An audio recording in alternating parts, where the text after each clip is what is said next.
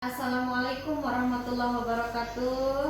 Bagaimana anakku semuanya kabarnya? Mudah-mudahan sehat walafiat semuanya ya, insya Allah. Mudah-mudahan tidak ada yang sakit. Tapi apabila ada teman kita yang sakit, mari kita doakan sama-sama. Mudah-mudahan cepat diberi kesembuhan oleh Allah Subhanahu Wa Taala sehingga bisa mengikuti pelajaran seperti kita semuanya. Amin ya Allah ya Rabbal Alamin. Baik anak-anakku semuanya, kita kali ini bertemu dengan Ibu dalam pelajaran akidah akhlak ya. Untuk sekarang pertemuannya alhamdulillah kita sudah masuk ke materi kedua, yaitu tentang akhlakul karimah. Akhlakul karimah adalah akhlak terpuji atau akhlak mulia ya. Mari kita mulai pembelajaran kita dengan bacaan basmalah bersama-sama ya. Bismillahirrahmanirrahim. Anak-anakku semuanya, Ibu sengaja tidak bikin PowerPoint materinya karena anak-anak semuanya sudah punya buku atau LKS ya. Jadi silakan anak-anak di rumah sambil Ibu menjelaskan di sini, anak-anak buka semuanya di buku atau LKS ya. Ada kalau LKS itu di halaman 16 ya. Halaman 16 ya. Iya, halaman 16. Jadi buka materi tentang akhlakul karimah atau akhlak terpuji ya di halaman 16. Anak-anakku semuanya, diharapkan setelah pembelajaran materi ini anak-anak semuanya bisa menjelaskan pengertian yang ini ya, ikhtiar, tawakal, sabar, syukur dan qanaah. Kemudian anak-anak semuanya bisa mencontohkan dari akhlak terpuji ini dan bisa mengambil hikmah dari akhlak terpuji ini ya. Baik, kita mulai. Akhlak terpuji atau akhlak mulia yang kalau dalam istilah Islamnya itu disebut akhlakul karimah. Akhlak terpuji itu banyak macamnya ya, banyak macamnya.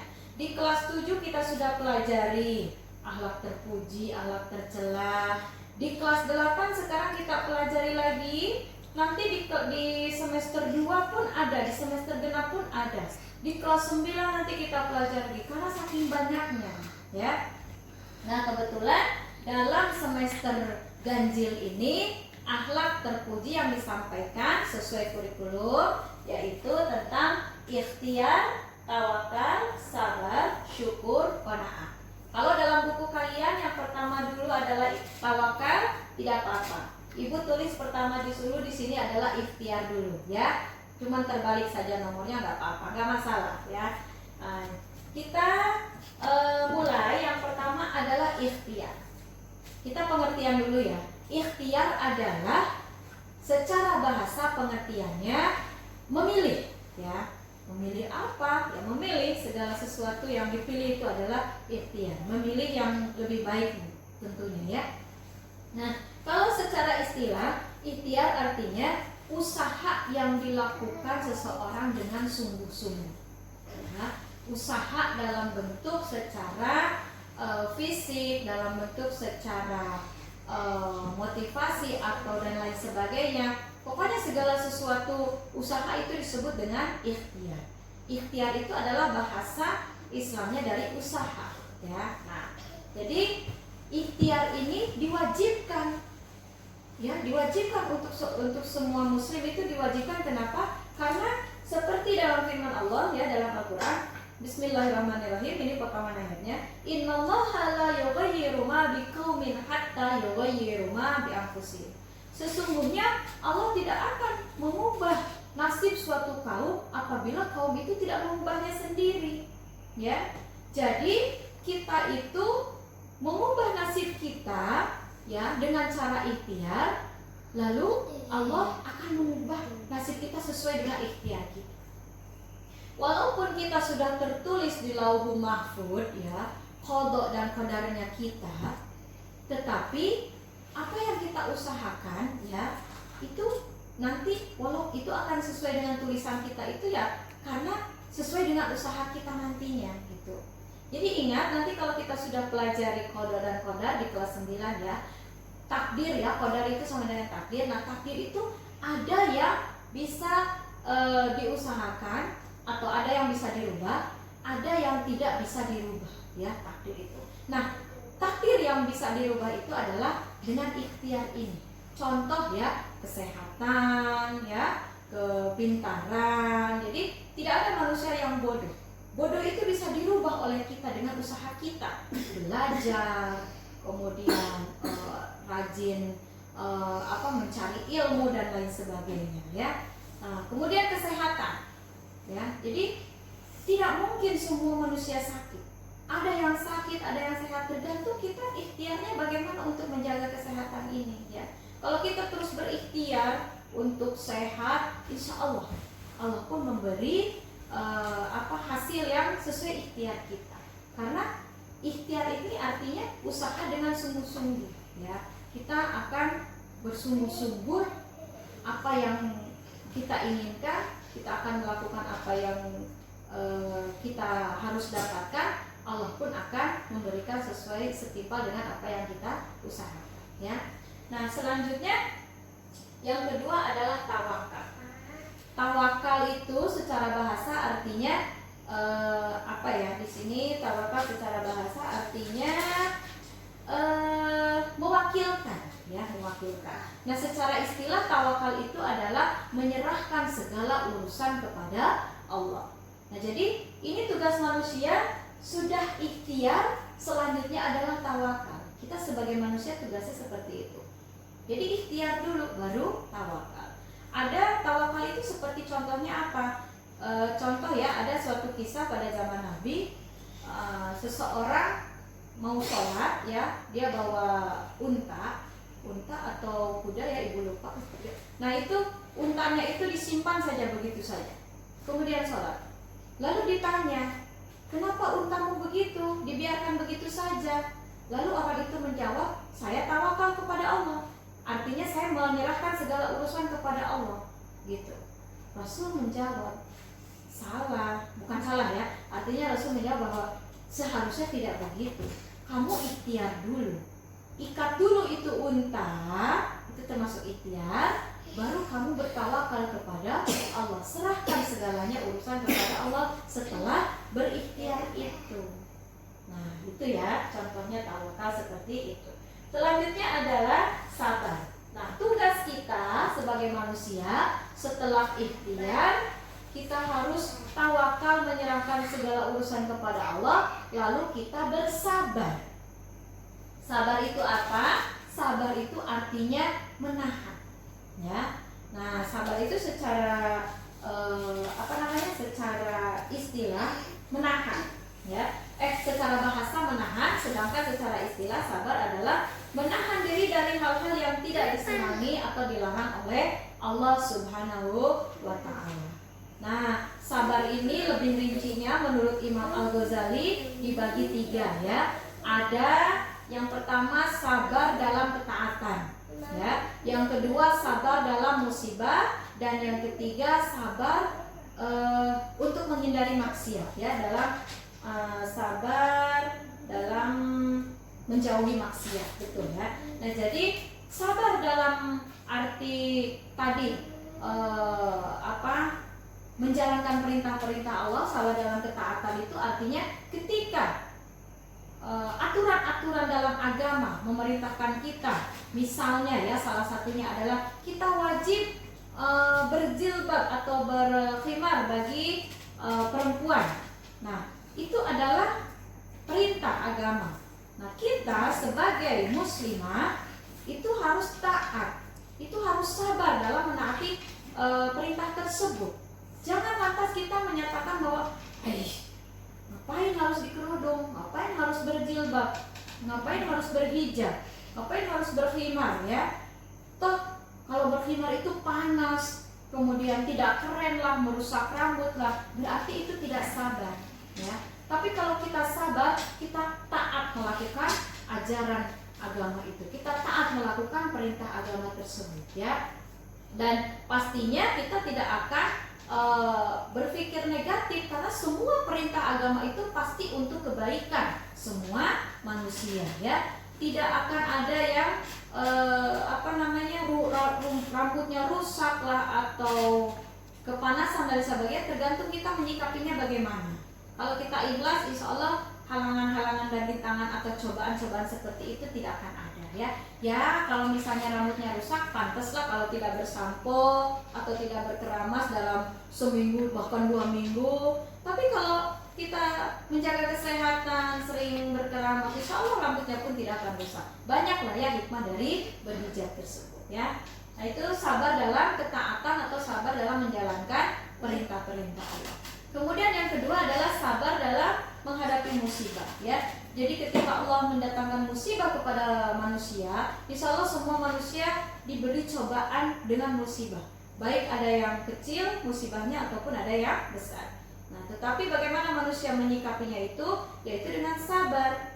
Sabar menghadapi musibah berarti ketika kita mendapat musibah itu tidak lantas marah kepada Allah, tidak lantas bersuuzon kepada Allah. Ya Allah, kenapa ini semua terjadi padaku ya Allah? Kenapa yang meninggal misal ya, yang kita mendapat musibahnya itu meninggal misalnya keluarga kita. Kenapa terjadi pada keluarga saya ya Allah? Kenapa misalnya ya ibu saya meninggal ya Allah? Tidak lantas harus begitu ya. Semua musibah itu pasti ada hikmahnya ya. Pasti Allah menurunkan hikmah kalau kita pandai mengambil hikmahnya ya. Nah, jadi itu adalah sabar dalam menghadapi musibah. Selanjutnya adalah sabar dalam menjauhi kemaksiatan ya. Nah, jadi ketika ada maksiat di hadapan kita atau di sekeliling kita, baik di samping, di belakang ataupun apa, baik secara nyata ataupun secara bisikan dan lain sebagainya, kita sabar itu artinya kita bisa menahan nafsu kita untuk mengikuti kemaksiatan tersebut. Kita bisa menjauhkan diri dari kemaksiatan tersebut. Itu adalah sabar, rincian sabar menurut Imam Al-Ghazali ya. Kemudian selanjutnya adalah syukur. Syukur itu artinya berterima kasih kepada Allah ya. Tugas kita setelah ikhtiar, berusaha, kita tawakal, menyerahkannya kepada Allah, kemudian kita bersabar ya, menunggu keputusan Allah, kemudian kita bersyukur ya. Kita bersyukur kepada Allah, apapun nanti yang akan Allah putuskan kepada kita, Allah berikan kepada kita, Allah anugerahkan kepada kita, itu patut kita syukuri. Karena Allah pasti memberikan yang terbaik kepada kita, sekalipun menurut kita sebenarnya itu bukan yang terbaik, tetapi insya Allah bagi Allah adalah terbaik untuk kita. Cuma kita mungkin belum pandai mengambil hikmah dari menurut kita yang tidak terbaik itu ya. Nah sabar ini juga, syukur ini juga kalau kita rinci ada beberapa caranya ya. Yang pertama syukur dengan hati ya, bersyukur dengan hati. Ada di LKS ya, atau di ini buku bersyukur, bentuk-bentuk syukur ya di sini. Syukur diamalkan melalui beberapa cara ya.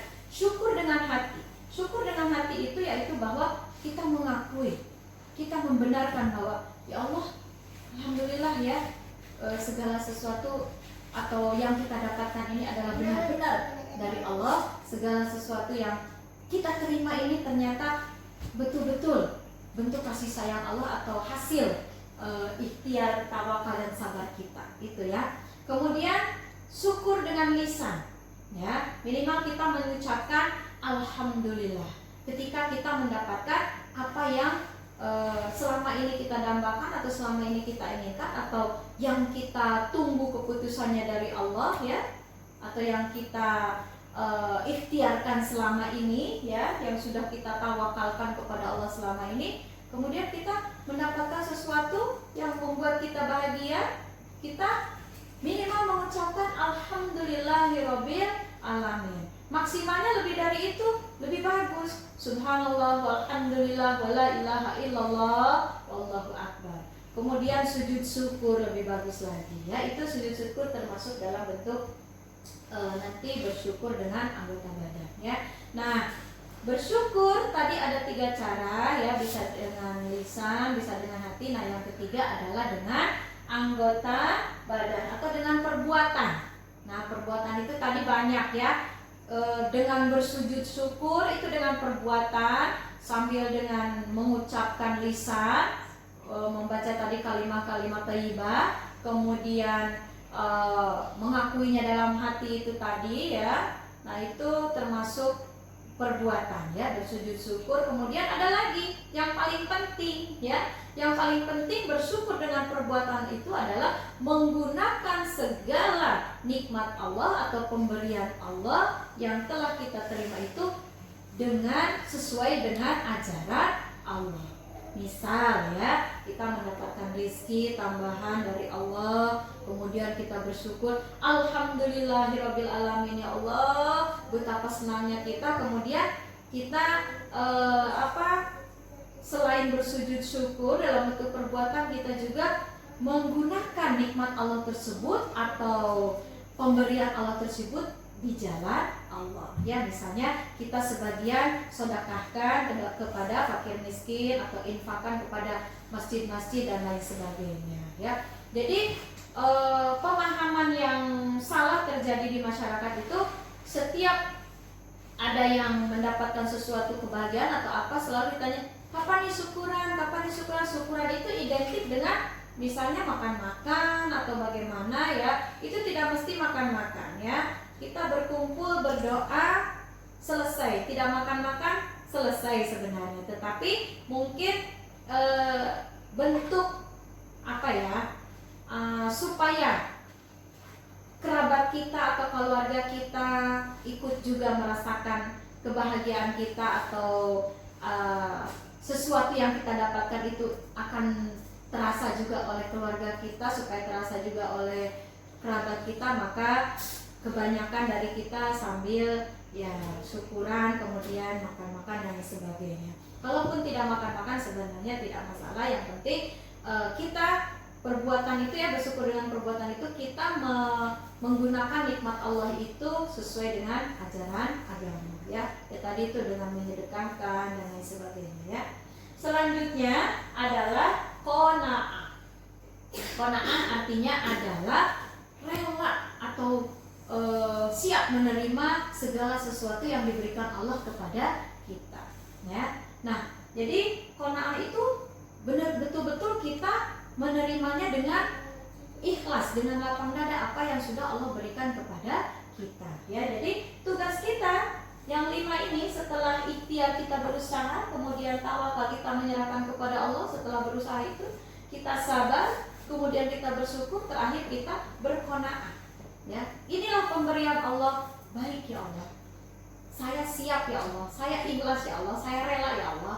Itu adalah qanaah ya, bentuk penerimaan kita atas pemberian Allah.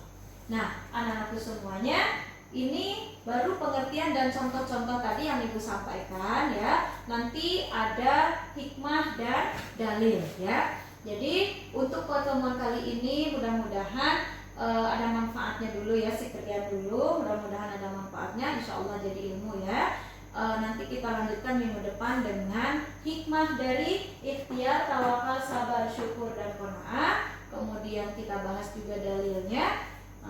Jadi untuk pertemuan kali ini kita tutup dulu sampai di sini. Apabila ada pertanyaan silahkan disampaikan melalui Classroom atau pribadi di WA Ibu ya.